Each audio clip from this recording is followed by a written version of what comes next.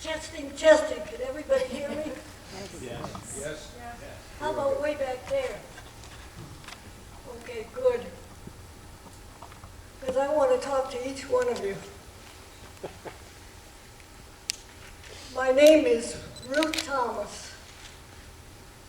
And anytime you stop hearing me, raise your hand. I'm with an organization called Environmentalists Incorporated, which you probably have not heard of, but the time we might have spent promoting ourselves, we've been challenging nuclear power.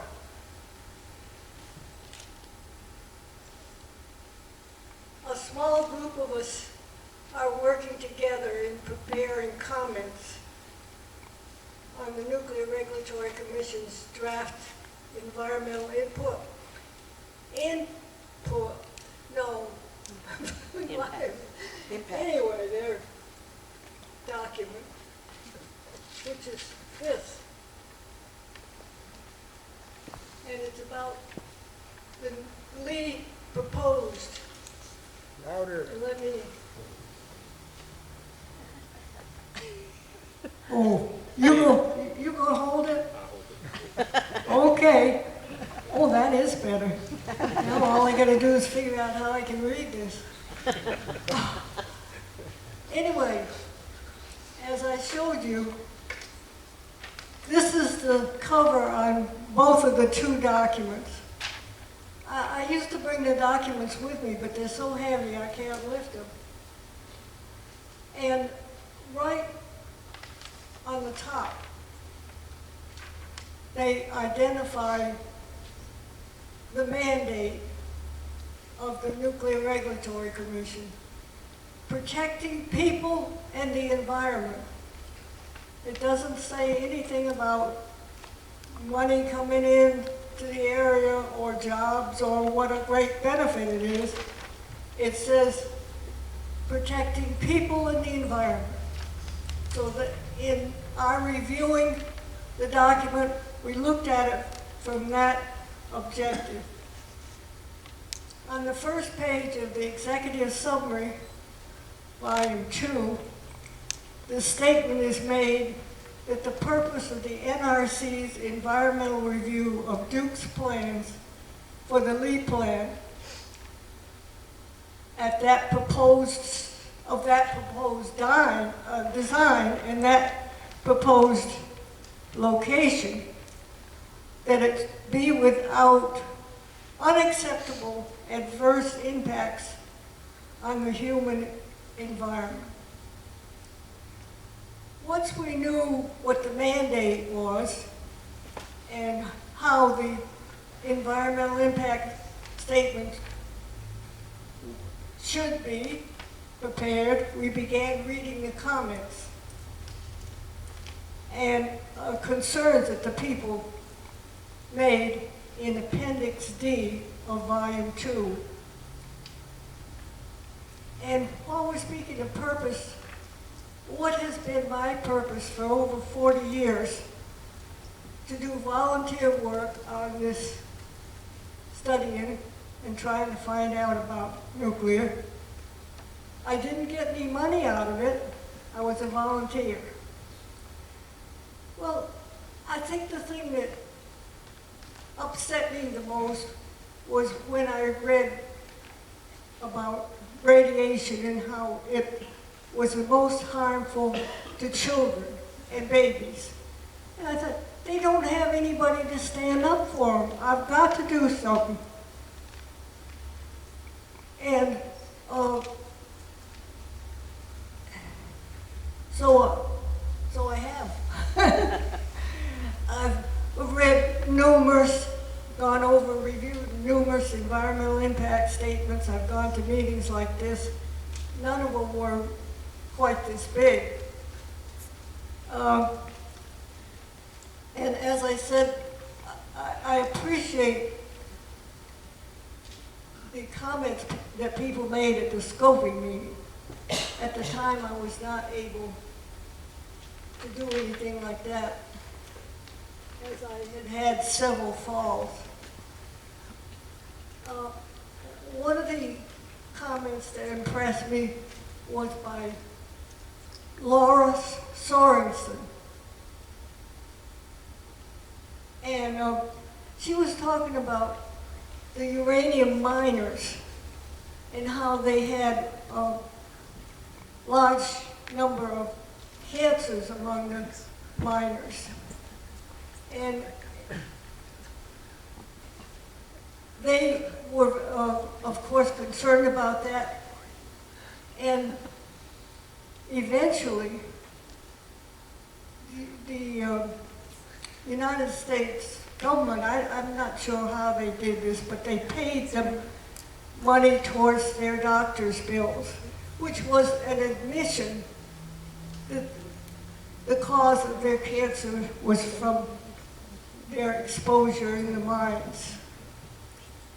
Now, I think what impressed me the most was that these miners were misled into thinking that there was nothing wrong, that they would come to no harm from the work that they did.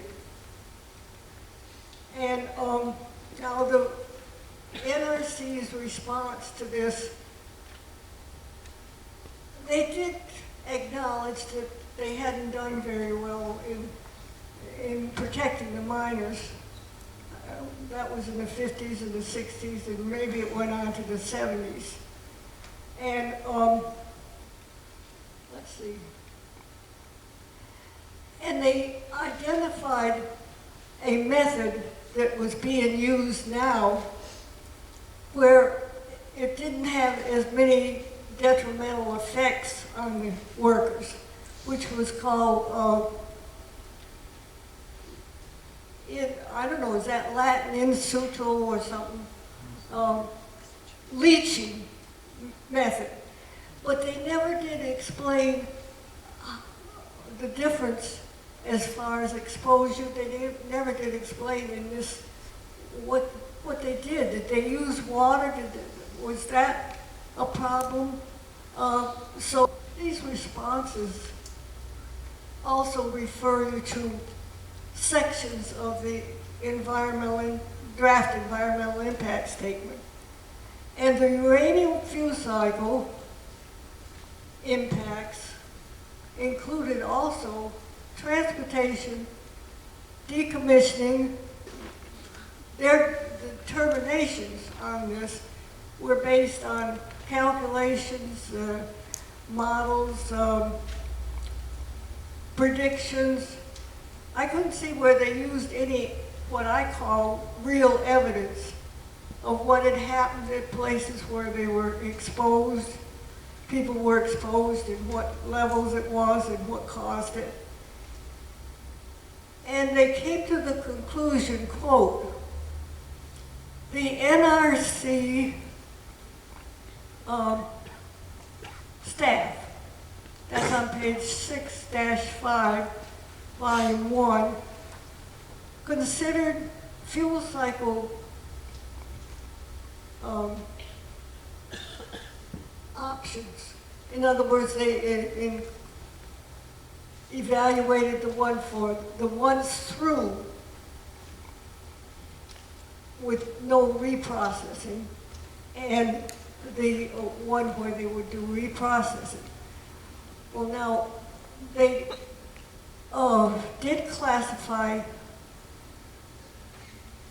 that spent nuclear fuel, after it was removed, was considered highly radioactive waste. But they concluded, this is another quote, the no recycle option, they would treat the waste and it would, as a radioactive waste, and it would be stored at a federal repository.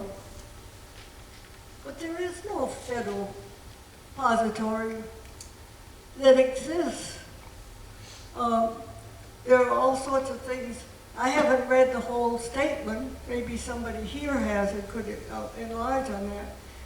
But it obviously is not usable, and it seems that it must be leaking. Now, if these 2 units are built in Gaffney, the waste that the 2 units would produce would be staying right there. I think they did predict that they might have another repository by 2038 or something like that.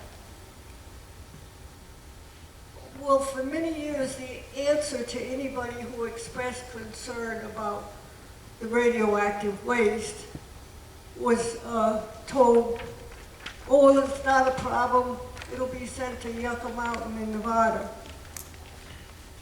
That promise has proven to be a myth. Gosh, am I going to get through all this?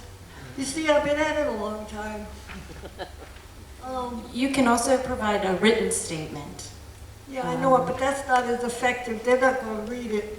But they're right here, so I'm going to talk to them. I was concerned about the children, but you know, as I've gotten older, and I'm real old, those people that were children, individuals that were children, when I started this, they're the age of so many of the people here, and so many of the people like you. They've grown up. But there's another group coming along, and I don't want them to have to live with this. Now, where is that thing? I do an environmental impact statement. I don't just start at the front and start reading. I never get through. I look at the reference list, and it's a big one. I figure that there are approximately 1,000 references on there. Well, that's very impressive. But when you look at it, you find a lot of them are regulations that the Nuclear Regulatory Commission passed. There are also their documents. There are also lots of reports and so forth from Duke. And there are a few environmental impact statements, but the one I was most particularly interested in was the one on the Allied General reprocessing plant that was planned before many of you were born in 1971 and 2. I took part in that, as did many other people and many organizations. I was the authorized representative of 3 different citizens groups. And that went on for close to 5 years. And so there was a lot of evidence brought out, and it was the best kind of evidence because you had a chance to cross-examine the witnesses. And boy, if that isn't a wonderful way to find out what is true, what the difference between public relations type statements and the real evidence. And I was fortunate enough to be one of the people that did a good bit of the cross-examination.